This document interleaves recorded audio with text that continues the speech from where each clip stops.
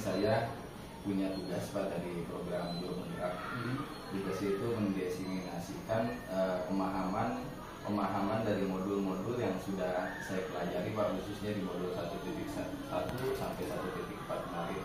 Nah, jadi saya diminta untuk membuat sebuah pemahaman atau mensosialisasikan pemahaman yang sudah saya terima itu kepada rekan-rekan guru yang lain Pak, agar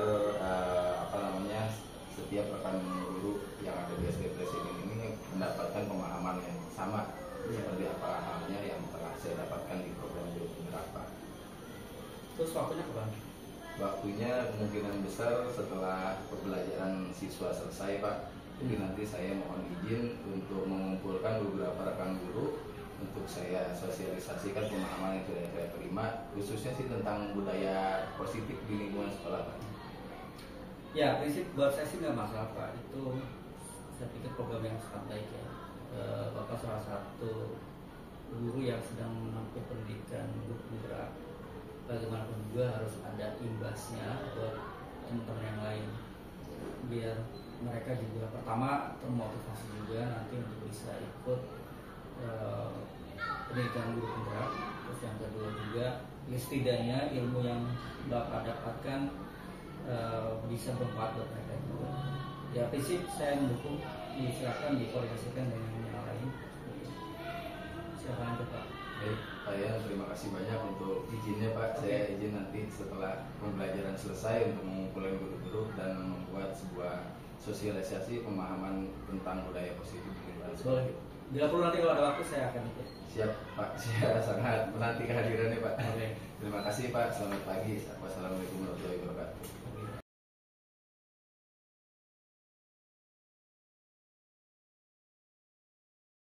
Ya, assalamualaikum warahmatullahi wabarakatuh. Waalaikumsalam warahmatullahi wabarakatuh. Selamat siang ibu-ibu semua. Ya, gimana kabarnya hari ini? Luar biasa sekali ibu-ibu hari ini ya. Baik, izin ibu-ibu semua, siang ini saya ingin berbagi materi dari program Guru Penggerak yang telah 1 bulan ini saya laksanakan. Jadi selama 1 bulan ini kurang lebih 2 bulan kurang lebih saya sudah mempelajari 4 modul ya. Jadi modul 1.1, 1.2, 1.3 dan 1.4. Nah, saya ingin mencoba mendiseminasikan materi-materi yang sudah saya dapatkan di beberapa bulan terakhir ini. Jadi di materi hari ini saya ingin mencoba berbagi pengalaman khususnya di materi budaya positif. Nah, sebelum kita masuk ke materi ini, saya ingin memperkenalkan fasilitator saya selama melaksanakan pendidikan Guru Penggerak ini. Ada Bu Rostini, beliau dari SDN di daerah Bogor. Nah, yang kedua ada pengajar praktik Pak Hendro yang selaku Wakasek Kurikulum di SMKN 1 Pebayuran. Jadi kalau Bu Rostini ini fasilitator, itu saya tidak bertemu secara langsung. Jadi secara virtual itu bersama Bu Rostini yang memfasilitatorkan materi-materi setiap materinya. Nah, kalau Pak Hendro ini yang mendampingi secara langsung. Jadi beliau ini yang selalu hadir ke sekolah gitu kan, terus ke kegiatan lokakarya dan sebagainya. Didampingi oleh Pak Hendro sampai saya nanti lulus program Guru Penggerak ya. Terus budaya positif yang ingin saya bagikan. Jadi budaya positif itu merupakan perwujudan dari nilai-nilai atau keyakinan universal yang diterapkan di sekolah. Nah, budaya positif dapat mendorong murid untuk mampu berpikir, bertindak dan mencipta sebagai proses memerdekakan dirinya sehingga murid mampu mandiri dan bertanggung jawab. Nah, dari dalam konsep budaya positifnya ini ada 7 poin. Yang pertama, perubahan paradigma belajar. Yang kedua, disiplin positif. Yang ketiga, kebutuhan dasar manusia. Yang keempat, motivasi perilaku manusia. Posisi kontrol seorang guru. keyakinan kelas, dan segitiga restitusi. Nah, ini 7 poin ini yang sehari-hari sebetulnya dialami oleh kita sebagai pengajar gitu, di kelas atau di luar kelas. Kita kupas satu persatu tentang pembelajaran dengan paradigma yang baru. Jadi pembelajaran dengan paradigma yang baru itu merupakan pembelajaran yang dirancang berdasarkan prinsip pembelajaran yang berdiferensiasi. Sebetulnya pembelajaran berdiferensiasi ini pun akan saya pelajari di modul yang 2.1 ini. Jadi sebetulnya saya belum mempelajari pembelajaran berdiferensiasi ini, tapi secara garis besar pembelajaran dengan paradigma baru ini mengarah ke pembelajaran berdiferensiasi. Jadi secara perkembangan sesuai teori psikologi modern untuk mewujudkan profil pelajar Pancasila. Nah, profil pelajar Pancasila itu ada 6. Yang pertama, beriman dan bertakwa kepada Tuhan Yang Maha Esa serta berakhlak mulia. Yang kedua, mandiri. Yang ketiga, bernalar kritis. Yang keempat, kreatif, gotong royong, dan terakhir, berkebinekaan global. Nah, selain itu, poin yang kedua tadi yang saya bahas ini ada disiplin positif. Jadi disiplin positif itu apa sih? Disiplin positif itu adalah pembiasaan-pembiasaan yang baik yang mencakup sikap atau perilaku maupun tutur kata oleh seluruh warga sekolah, terutama bagi murid agar dapat berkembang menjadi pribadi yang kritis, mandiri, dan bertanggung jawab. Jadi tujuannya itu ya untuk murid kita sendiri. Nah, tetapi yang sering kita lupakan adalah kita ingin mengharapkan atau ingin membuat siswa kita disiplin gitu ya, dalam hal apapun ya. Anggaplah misalkan dalam berpakaian gitu ya, disiplin berpakaian yang rapi.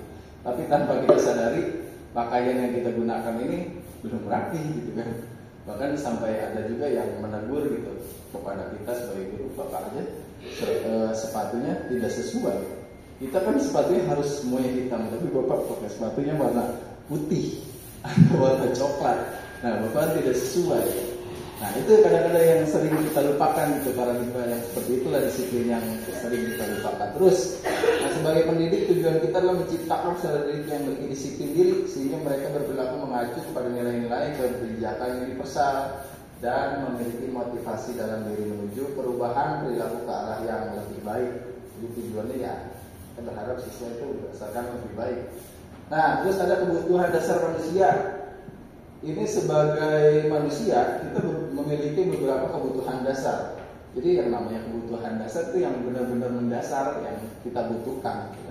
Nah, semua usaha terbaik yang kita lakukan agar kebutuhan dasar kita ini terpenuhi, Bapak Ibu.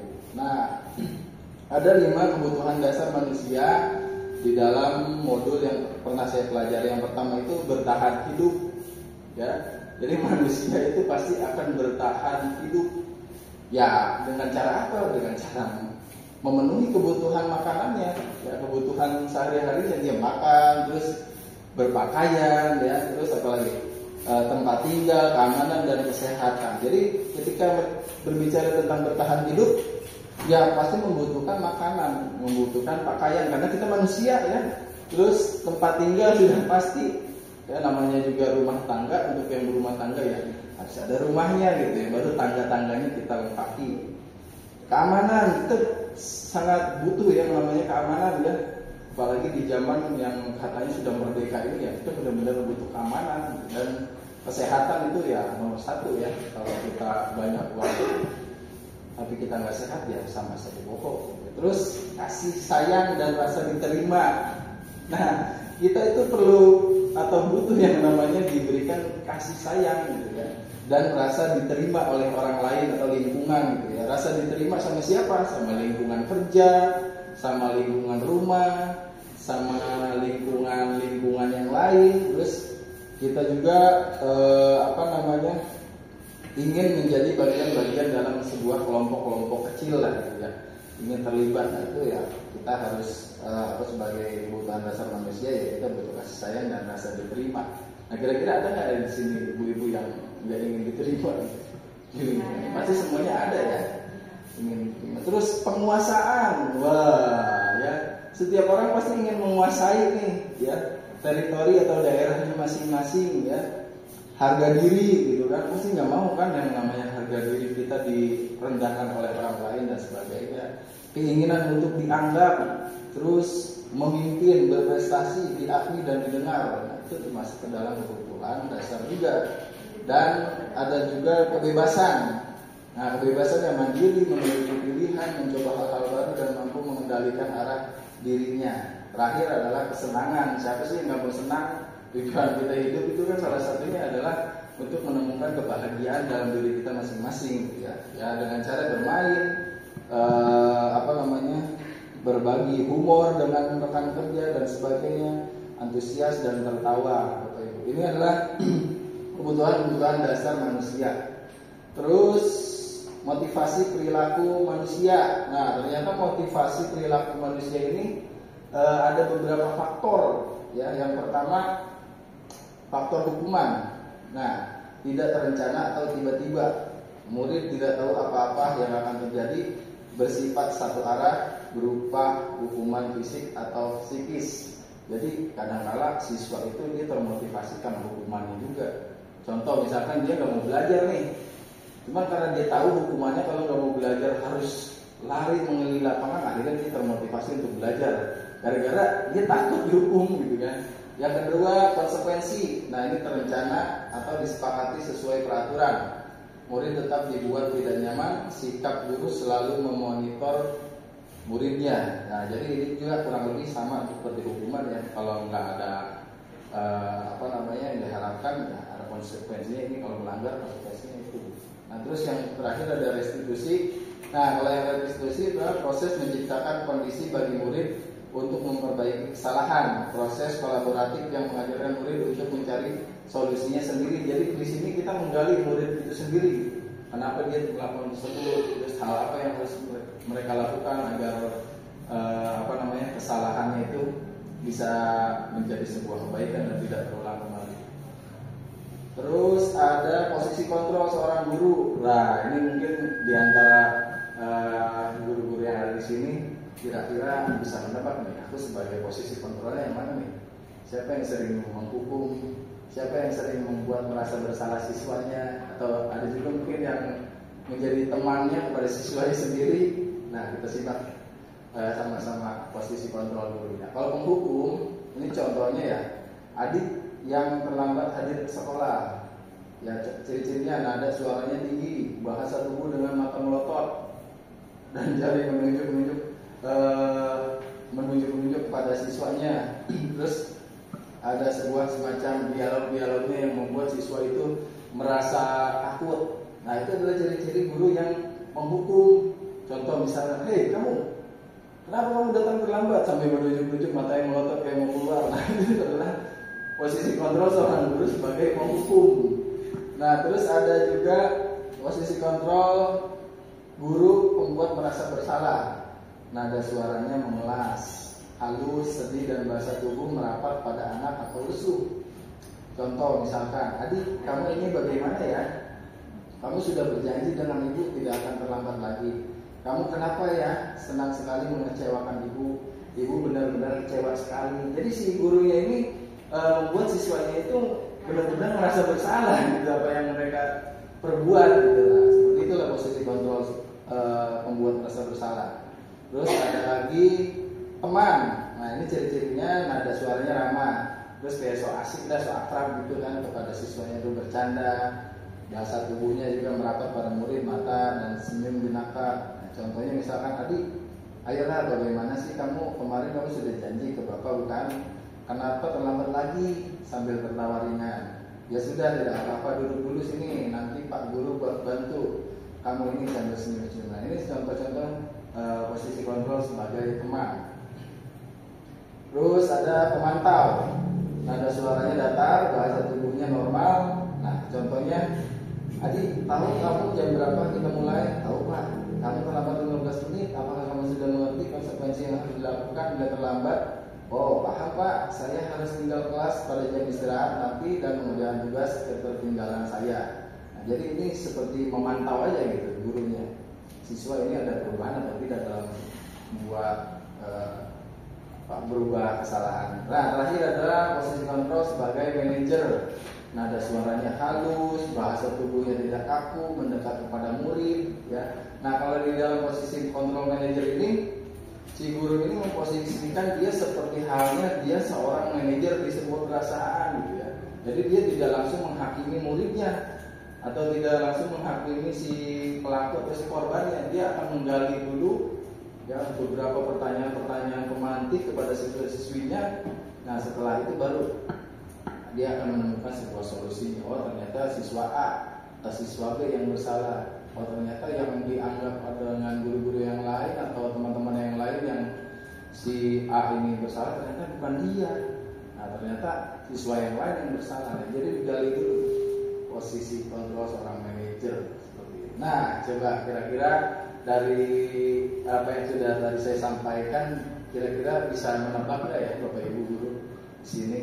Sini ada pertanyaan nih, posisi kontrol apakah aku? Saya kecewa sekali dengan kamu. Apa tuh? Hah? Membuat merasa bersalah. Coba kita lihat ya. Ya, 100. Betul sekali Miss Billy, membuat merasa bersalah. Coba pertanyaan kedua. Ya, kira-kira apa nih? Hukuman. Kamu tidak pernah benar melakukan. Sekarang kelilingi lapangan 3 kali. Siapa kira-kira? Penghukum. Mantap Miss Billy. Terus ada lagi. Kira-kira bagaimana kamu akan memperbaiki masalah ini? Manajer. Hah? Manajer. Wah, betul. Luar biasa. Ada lagi? Ayolah, lakukan. Teman? Yakin? Teman. Kalau friend. Wow. Yakin. Terakhir. Satu lagi belum mudah ya. Terakhir pemantau.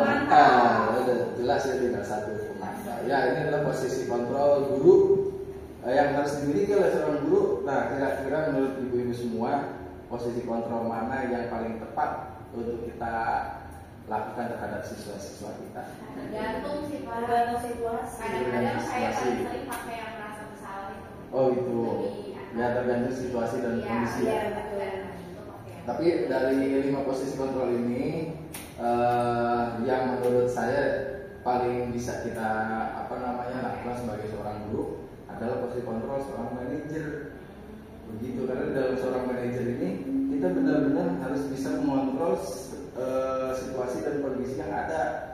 Gitu. Kita tidak bisa langsung menyalahkan si A, si B, si C, kita harus tetap menggali dan sebagainya. Nah, lanjut ke dalam materi keyakinan kelas, Bapak Ibu. Ini ada keyakinan kelas. Jadi keyakinan kelas ini namanya juga keyakinan ya, yang diyakini bersama-sama oleh guru dan siswa. Jadi ini sebetulnya sama dengan peraturan kelas ya. Kalau peraturan kelas itu kan kita yang buat ya, guru-guru yang buat atau sekolah yang buat, jadi siswa tidak dilibatkan. Nah, kalau keyakinan kelas ini melibatkan siswa gitu dalam keputusan dan dalam kelasnya seperti itu. Nah, ini pun sifatnya tidak boleh ada yang negatif. Jadi tidak boleh ada kata tidak atau jangan. Jadi harus positif gitu ya. Tidak boleh terlambat.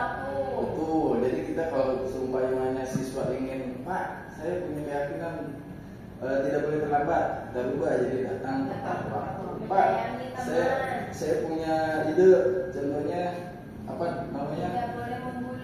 Jangan berkata kasar, ya, berarti menggunakan komunikasi yang baik. Betul. Nah, ini adalah contoh keyakinan kelas atau kesepakatan kelas yang sudah saya buat di siswa kelas 6 ya. Menggunakan seragam olahraga, mulai dan selesai pembelajaran sesuai jadwal, gitu kan. Terus berdoa sebelum belajar, melakukan pemanasan dan pendinginan, saling menghormati dan menghargai. Nah, ini bisa masuk ke dalam nilai nggak boleh ada yang berkelahi dan sebagainya. Terus saling berkomunikasi dengan baik, menjaga kondisivitas pembelajaran, menjaga kerapihan pakaian, izin saat ingin minum atau ke toilet, dan selesai pembelajaran lebih awal jika ada keluhan sakit. Nah, ini adalah sebuah contoh kesepakatan kelas. Nah, ini ada strategi restitusi Bapak Ibu.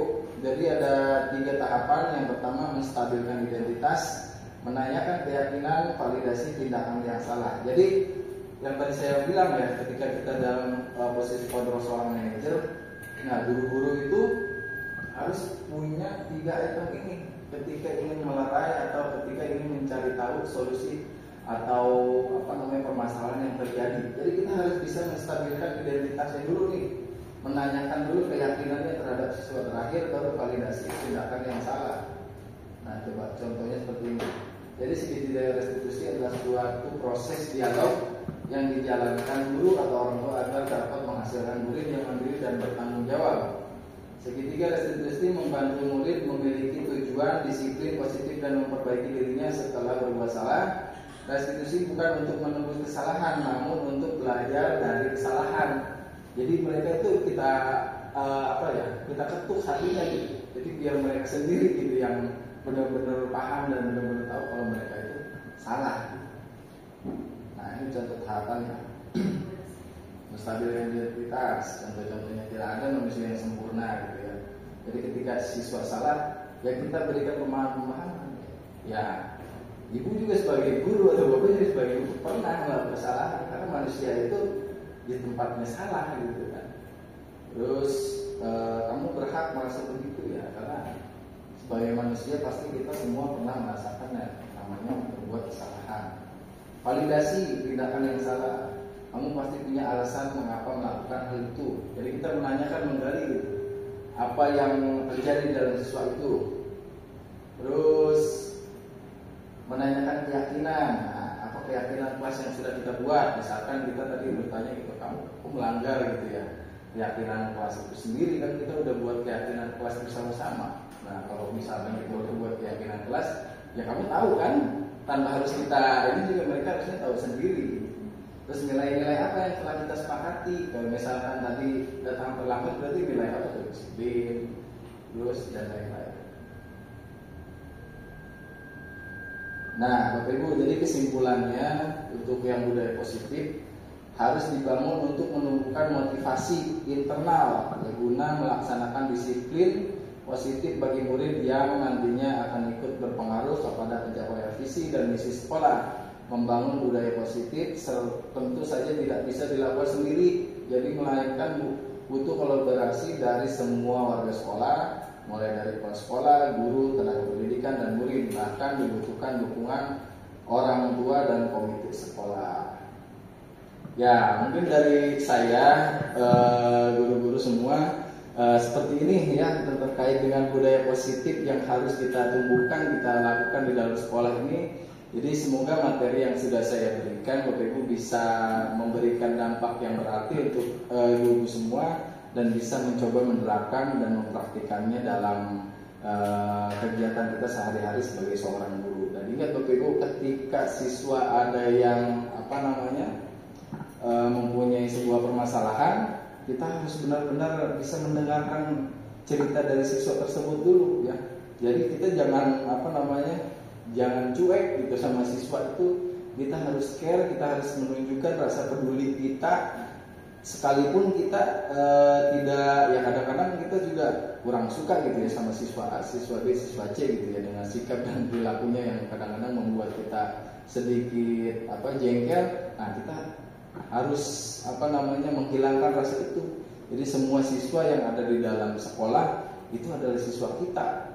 Nah ketika di dalam kelas ya itu adalah siswa kita. Jadi ketika kita keluar kelas, ya seluruh siswa yang ada di dalam sekolah ini adalah siswa kita. Ya jadi seperti itu. Semoga bisa bermanfaat untuk ibu-ibu semua. Sekian dari saya. Wassalamualaikum warahmatullahi wabarakatuh. Selamat pagi Bapak Ibu.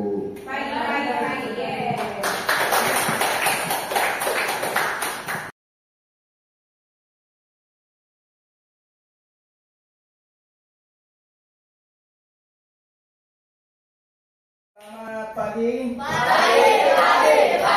Yes. Apa kabar hari ini? Luar biasa sekali siswa-siswi kelas 6 pagi hari ini ya, walaupun aromanya kurang sedap ya. Tapi semangatnya luar biasa. Oke, anak-anakku di pembelajaran PJOK pagi ini ya, Pak Alit ingin bertanya coba ya kepada kalian. lingkungan sekolah kita itu ya, lingkungan sekolah yang sudah cukup positif kalau menurut Pak Adit. Nah ya, menurut kalian lingkungan positif yang sudah kita lakukan di sekolah apa saja, coba contohnya? Siapa yang tahu? Angkat tangan. Ya, boleh, bisa. Setiap bertemu guru selalu menyapa dengan 3S. Betul sekali. Itu adalah salah satu budaya positif yang ada di sekolah kita ya. Menerapkan senyum, sapa, salam ya, begitu ya? Bisa ya. Nah, itu kan salah satu budaya positif yang sudah kita lakukan di sekolah, yaitu memberikan sikap 3S, senyum, sapa, dan salam. Nah, kepada siapa kita memberikan sikap tersebut? Kepada seluruh warga sekolah ya, termasuk dengan tamu-tamu yang belum kita kenal. Nah, walaupun kita belum kenal, tapi setidaknya di sekolah kita itu ketika ada tamu yang masuk ke sekolah, ya ini harus kalian tahu ya. Jadi setiap warga sekolah yang mau masuk ke sekolah, mau masuk ke lingkungan sekolah, itu dia harus persetujuan dari security dulu. Ya, jadi sudah bisa dipastikan ya ketika kegiatan belajar mengajar ya, ketika suasana seperti sekarang ini ya, semuanya tenang, semuanya tertib ya, tidak ada orang yang berlalu lalang di halaman sekolah atau di lapangan sekolah karena sedang KBM. Nah, ketika ada tamu ya, siapapun itu akan ditanya dulu sama security, ini tamu dari siapa, mau ketemu sama siapa ya. Jadi sudah bisa dipastikan tuh tamu yang masuk itu adalah orang yang sudah diizinkan oleh security. Artinya kalau misalkan sudah diizinkan oleh security, orang tersebut berarti sudah dipastikan orang baik ya. Nah, ketika orang itu tidak baik, nah seperti apa kita harus menyikapinya coba? Nah, ketika orang itu kurang baik, nah kita langkahnya itu harus mengkonfirmasi gitu ya kepada Bapak Ibu guru yang ada di sekitar kita. Contoh misalkan Eca, dia bertemu dengan orang yang tidak dikenal nih, ya kan, dia tetap memberikan senyum, sapa, salam, nah itu juga baik ya. Tapi dia penasaran orang tersebut itu siapa, dia konfirmasi sama wali kelasnya atau sama guru yang lain. Pak, tadi aku ketemu sama bapak-bapak itu yang pakai kacamata hitam, kumisnya tebal. Waduh, aku sedikit curiga, tapi aku tetap memberikan senyum, sapa, salam. Nah, itu bagus. Bapak apa ya, dia nanya sama gurunya, oh iya, itu bapaknya wali murid kelas sekian. Nah gitu, oh ternyata itu adalah wali siswa ya, atau wali murid atau orang tua siswa yang ada di sekolah kita juga. Nah seperti itu ya.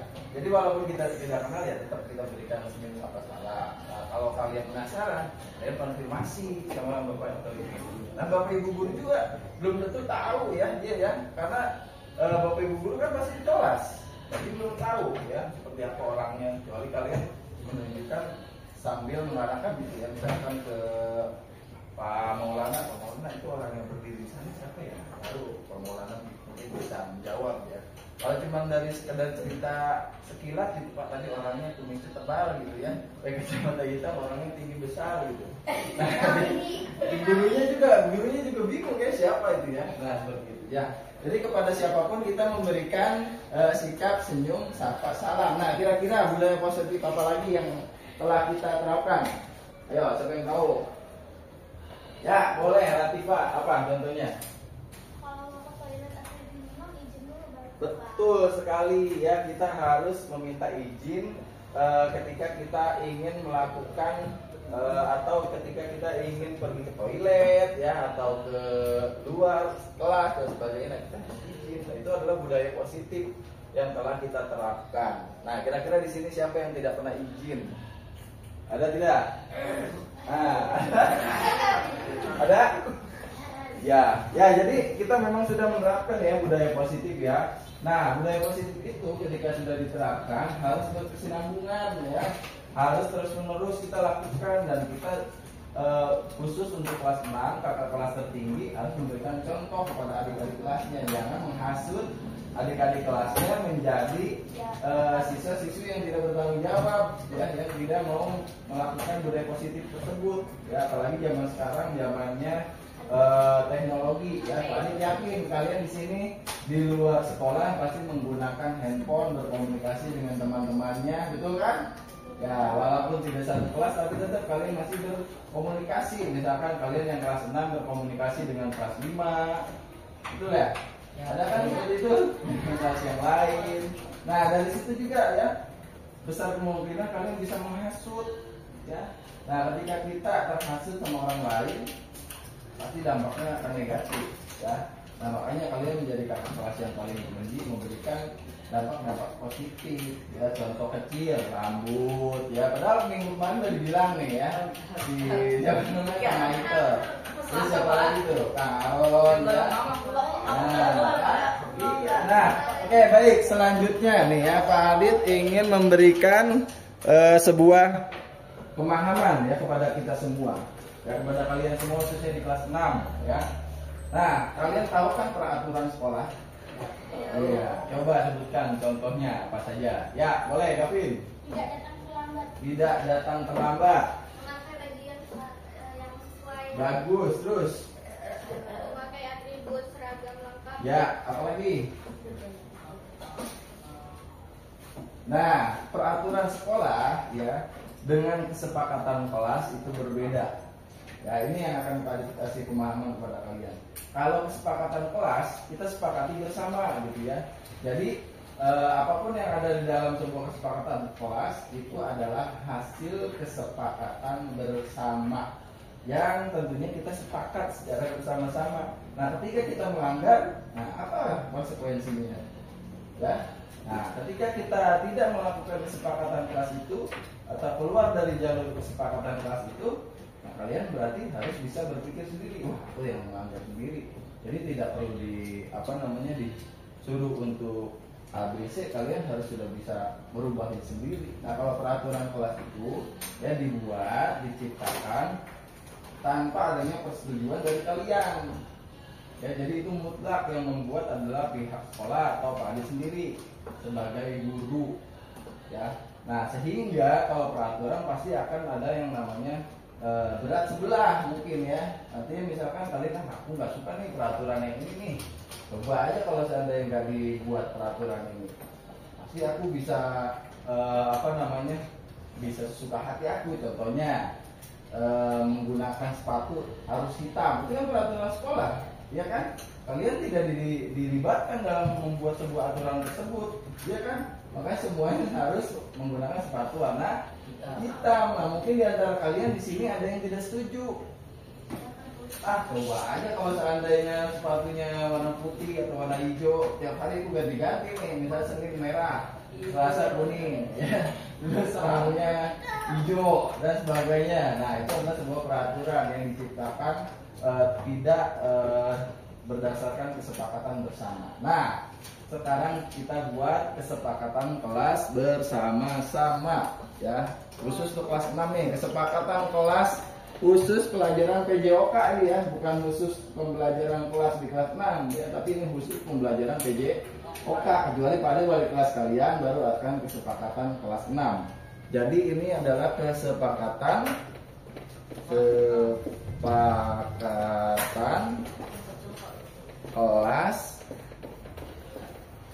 pembelajaran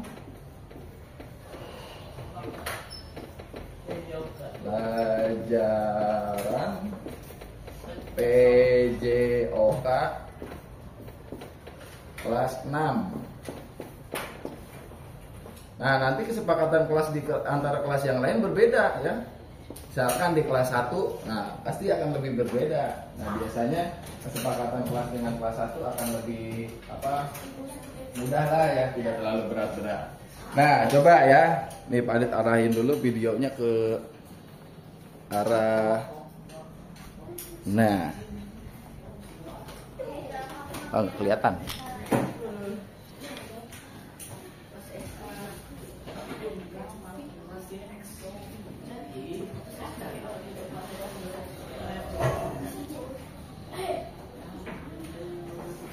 Ada di sini deh.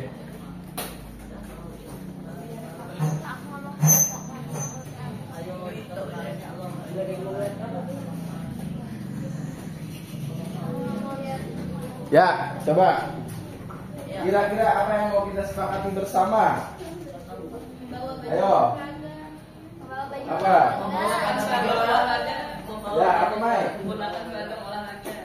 Menggunakan seragam olahraga. Bagus. Boleh ya, kita sepakat bersama ya. Ketika pembelajaran PJOK, kita menggunakan seragam olahraga. Nah, ketika tidak ada yang menggunakan seragam olahraga kayak Rifki nih hari ini. Ayo.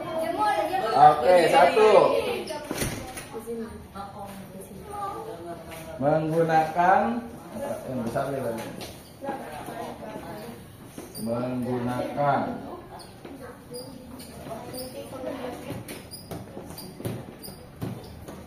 seragam olahraga. Ya, kira-kira apa lagi? Ayo. Mulai dari selesai pembelajaran sesuai jadwal. Apa? Mulai dari selesai pembelajaran sesuai jadwal. Oke, mulai dan selesai pembelajaran PJOK sesuai dengan jadwal. Setuju? Yang setuju nih Aaron doang atau semuanya nih? Oke, jadi kita nggak boleh lewat ya. Misalkan lagi asik-asiknya nih main basket ya, lagi nanggung nih. Udah jam 9 lewat 10. Pak, tambahin Pak waktunya. Nah, berarti kita tidak ada kata-kata seperti itu. Berarti selesai tidak selesai, ya waktunya sudah selesai ya harus selesai. Berarti apa tadi yang kedua? Yang kedua tadi apa Aaron? Kesepakatannya? Mulai dan selesai. Mulai Dan selesai. Sesuai jadwal. dan selesai sesuai jadwal ya. Jadwal. Ya, terus apa lagi kira-kira? Ayo ini barisan yang tiga ini apa? Ya, boleh baca apa? Berdoa sebelum dan sesudah pembelajaran. Berdoa sebelum Banyak pembelajaran dan sesudah pembelajaran. Berdoa sebelum dan sesudah pembelajaran. Terus apa lagi kira-kira? melakukan pemanasan dan pendinginan. Melakukan? Pemanasan dan pendinginan. Oke, boleh. Melakukan pemanasan dan pendinginan. Pemanasan. Wah, diboleh habis nih. Gak ada lagi ya? Biru. Melakukan pemanasan. Pemanasan dan pendinginan. Pendinginan. Ya, kira-kira apa lagi? Ya, barisan yang belakang. Apalagi coba ada yang tahu? Saling menghormati dan menghargai. Wah, ini juga sangat penting nih ya. Jadi ketika kita sedang bermain olahraga ya, kalau di dalam pembelajaran olahraga kan biasanya kita ini ya, ada sebuah permainan, terus ada pertandingan ya, walaupun itu pembelajaran, tapi kadang-kadang di antara kalian ada yang tidak ini, yang menerima, terutama tim yang kalah nih, yang nggak bisa menerima kekalahan. Nah, berarti kesepakatan ini yang menjadi poin untuk kita bersama, karena kita saling menghormati dan menghargai. Saling menghormati tadi ya? Menghormati dan menghargai.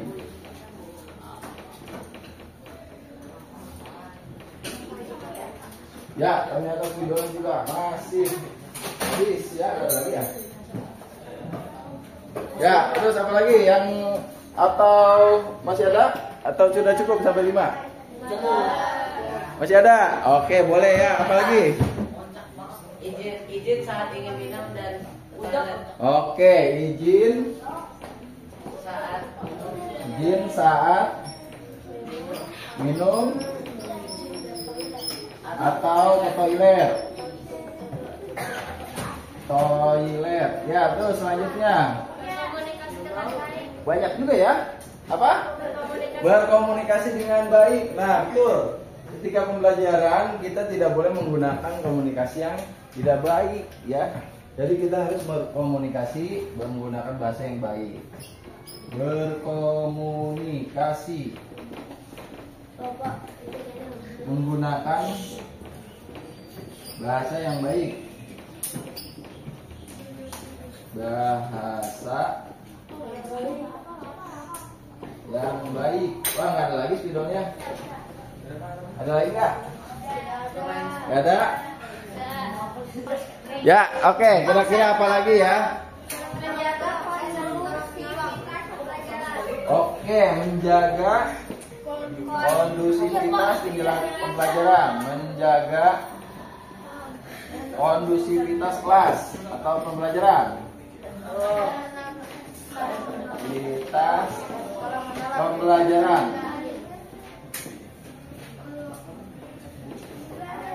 Ada lagi? Apa?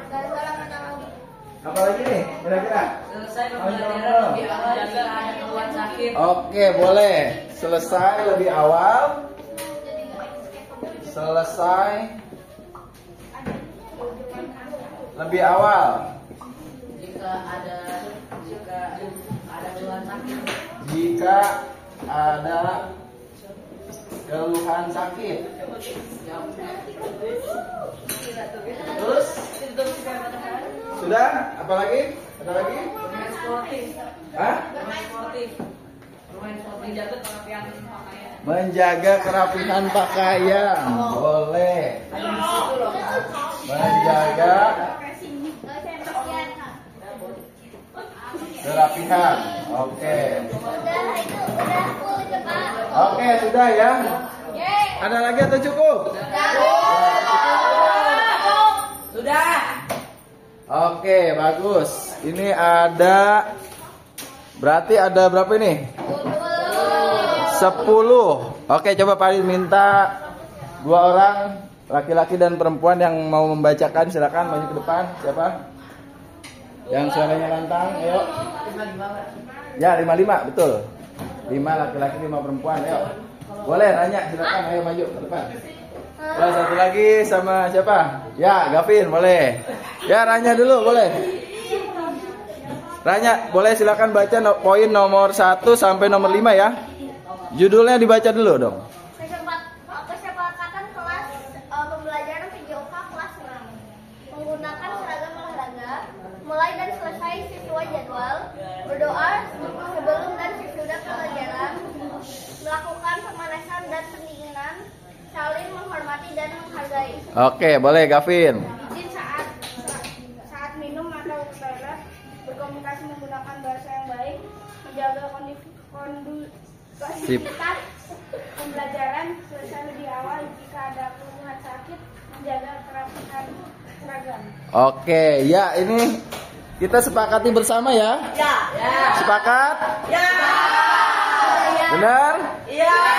Oke, baik. Nah, ketika kalian nanti ada yang tidak sesuai, ya, kira-kira seperti apa nih yang akan kita lakukan? Misalkan, ya, ada di antara kalian yang tidak ikut berdoa sebelum dan sesudah. Push up. Ya, artinya ketika ada yang tidak sesuai atau keluar jalur dengan kesepakatan kita bersama, ya, silakan balik memberikan lagi kepada kalian keleluasaan apapun yang tidak sesuai dari yang ada disepakati oleh kita bersama. Berarti nanti kalian harus bisa sadar diri ya, karena ini sudah disepakati bersama, artinya kita harus sadar akan diri kita sendiri. Ya. Nah, kecuali kalian memang tidak sepakat dari awal ya, nah kalian boleh tidak mengikuti kesepakatannya ya, karena ini sudah disepakati bersama, artinya kita harus komitmen dengan apa yang kita sepakati. Paham? Oke, jadi kalian harus bisa bedakan ya. Attention. Kenapa namanya? Ya, duduk dulu yang rapi ya. Jadi kita harus paham antara perbedaan peraturan kelas dengan kesepakatan kelas. Jadi kalau peraturan kelas tanpa melibatkan kalian untuk membuat sebuah peraturannya ya. Kalau kesepakatan kelas, kita yakini bersama, kita sepakati bersama apa yang sudah kita sepakati bersama. Nah, ini adalah 10 kesepakatan kelas pembelajaran PJOK khusus di kelas 6. Oke, setuju? Ya.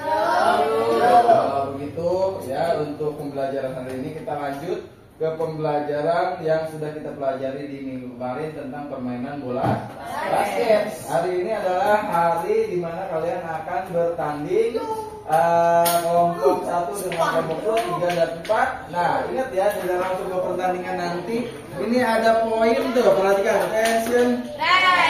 Poin kelima nih, saling menghormati dan menghargai. Ya, jadi ketika nanti ada yang kalah, kalian harus bisa menghargai atau menghormati tim yang kalah gitu ya. Begitu juga dengan ketika kalian menang, nah kalian juga harus bisa menghargai.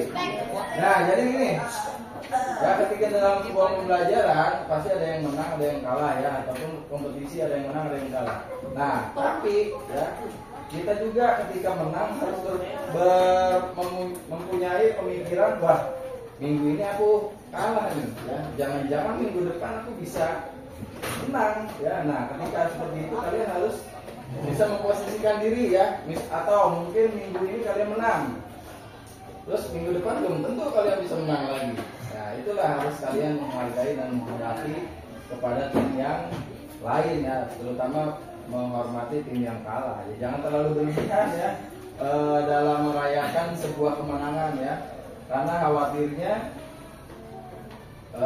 di kemudian hari kalian bisa kalah. Gitu ya, oke paham?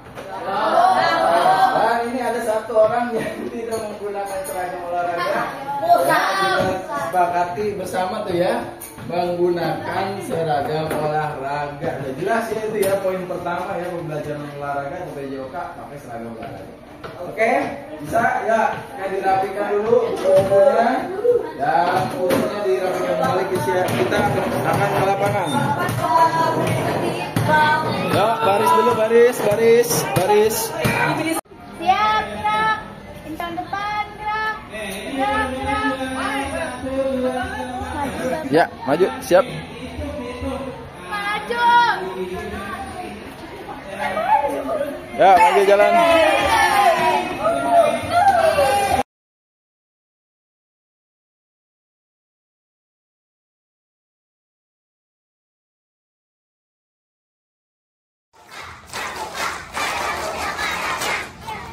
Waduh, kurang fokus. Siap, gerak. Istirahat di depan, gerak. Coba tes sekali lagi.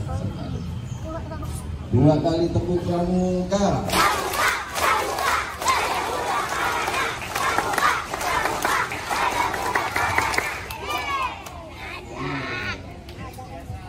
Kebiasaan ya, yang kebiasaan yang tidak baik jangan dilanjutkan, tapi kebiasaan yang baik harus tetap dilanjutkan. Seperti halnya kita hari ini kita siap, posisinya rapi, saling mendengarkan, diikuti dengan baik apa yang tadi. Baik, sebelumnya assalamualaikum warahmatullahi wabarakatuh.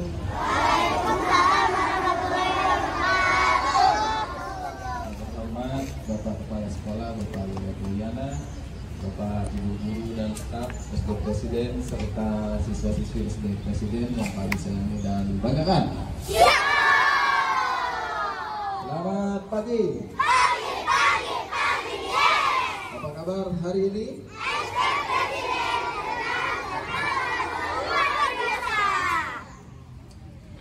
Coba Pak, tadi Kak Saran itu temanya tentang apa?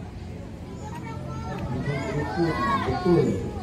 Hadir jadi teringat puisi ya. Mungkin kalian tahu siapa pengarangnya atau siapa yang pembaca. Jadi puisinya begini: jikalau aku menghirup udara ini, aku tidak lagi menghirup udara, aku menghirup Indonesia.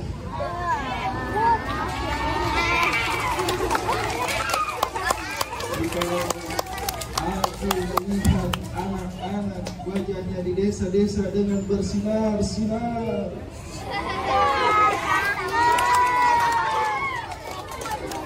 Aku tidak lagi melihat wajah anak manusia. Pak Merdeka, Pak Merdeka, Pak Merdeka. Aku melihat wajah Indonesia. Kira-kira siapa yang tahu, siapa yang membawakan puisi tersebut? Siapa? Siapa? Siapa? Ya, buka siapa? Jokowi. Ya, oke. Tension. Jokowi sebagai apa itu? Presiden. Nah, cuma kurang tepat sedikit lagi. Betul, sudah betul ya. Statusnya sebagai presiden, tapi nama presidennya kurang tepat. Ayo siapa? Soekarno. Tepuk tangan untuk Marcel. Ya, itu puisi yang dibawakan oleh Bapak Presiden kita yang pertama, Insinyur Soekarno. Ya, tension. Salah satu Bapak proklamator ya yang sangat berperan penting untuk memerdekakan kemerdekaan Republik Indonesia. Siapa sih yang tidak kenal Insinyur Soekarno? Ada nggak yang tidak kenal? Pak Adit juga sebetulnya secara langsung belum ketemu ya. Pak Adit lahir juga Insinyur Soekarno udah ini ya sudah meninggal, tapi Pak Adit selalu mendengar cerita dari bapak ibu guru orang tua ya tentang bagaimana perjuangan Insinyur Soekarno untuk memerdekakan Republik Indonesia.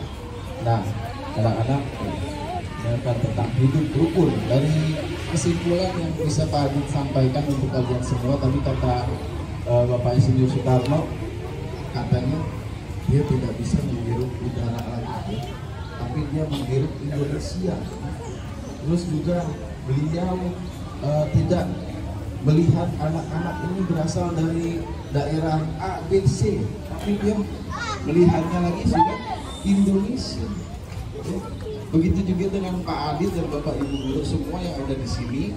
Ya, ketika kalian keluar di dalam kelas kalian masing-masing, itu sudah bukan melihat kelas 6, kelas 3, kelas 2, tapi melihat siswa-siswi SD presiden yang betul ya, yang disampaikan oleh Kak Sarah tadi, hidup rukun.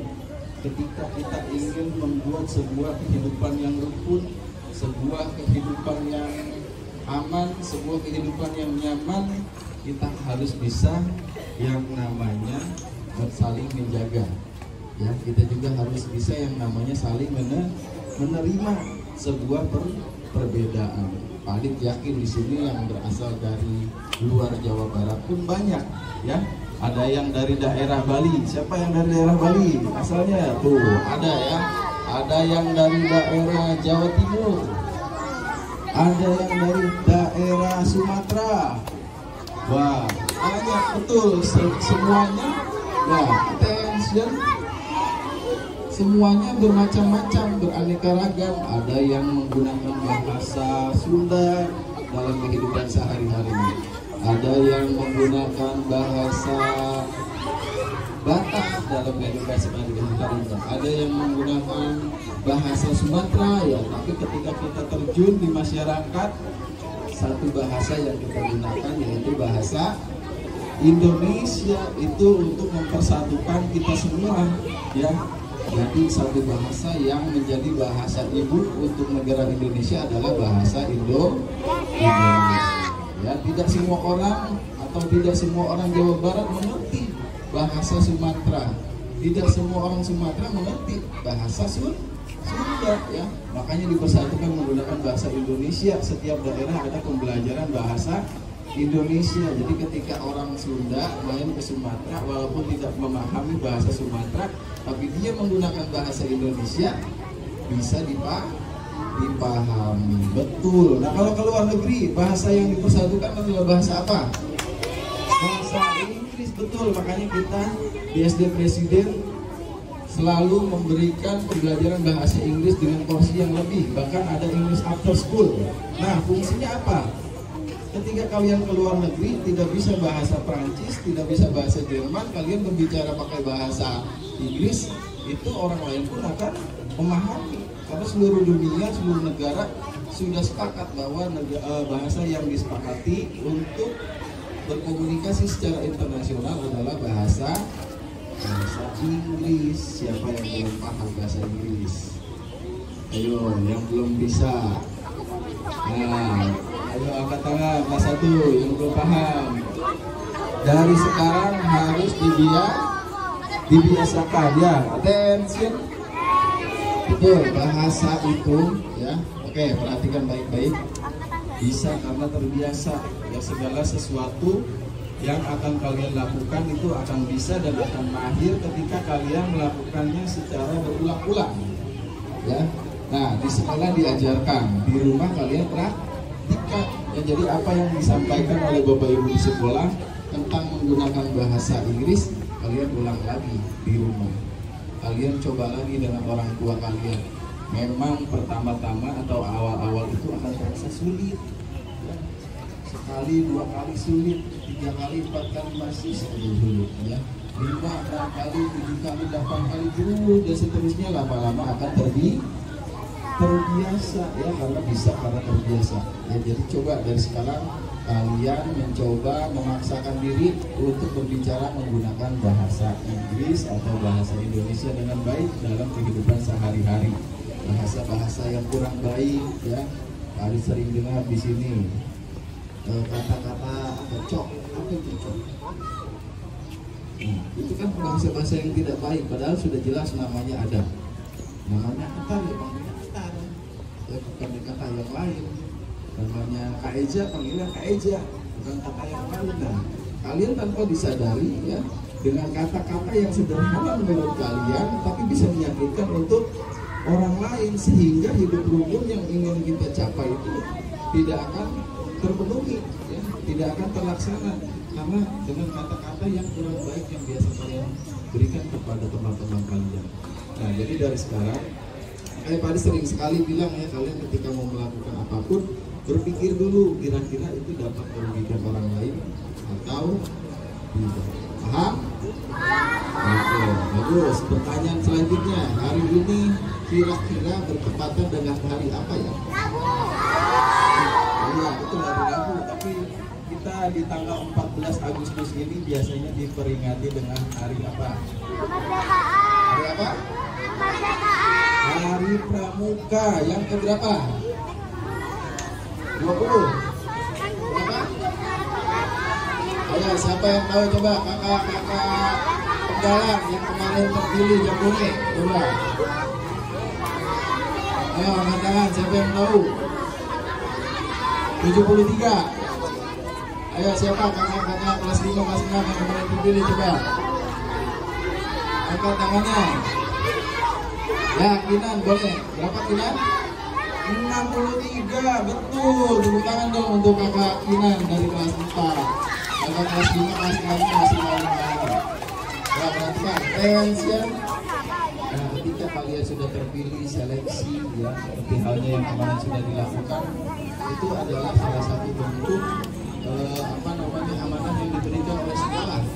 Ketika kita sudah diamanahkan oleh sekolah untuk mewakili beberapa peserta yang lain, kalian harus siap ya. Segala resikonya harus kalian hadapi ya. Salah satunya untuk meningkatkan rasa percaya diri. Nanti jangan-jangan ketika nanti sudah berkumpul dengan sekolah-sekolah yang lain, ketika ada pertanyaan dari kakak pembina yang bisa jawab, nah, bukan nama kalian saja yang kurang bagus, tapi nama sekolah juga sama. Ini sekolah mana yang dia bisa jawab? Bahasa Dharma. Nah, makanya nanti kan hari ini ada juga ya pembekalan tentang bahasa Dharma untuk yang terpilih. Itu ya, jadi pesan Pak untuk kita semua, ketika kita ingin mencapai sebuah kehidupan yang rukun, sebuah lingkungan yang aman dan nyaman, harus mulai dari diri kita sendiri ya. Itu kuncinya ya. Kalau ketika kita tidak ingin merubah diri kita menjadi yang lebih baik lagi, ya jangan pernah berharap kalian tercapai ya cita-citanya untuk belajar di lingkungan yang rukun, yang aman dan nyaman. Ya, jadi kuncinya dari diri kita sendiri. Paham? Oke, begitu saya sampaikan. Wassalamualaikum warahmatullahi wabarakatuh. Waalaikumsalam warahmatullahi wabarakatuh.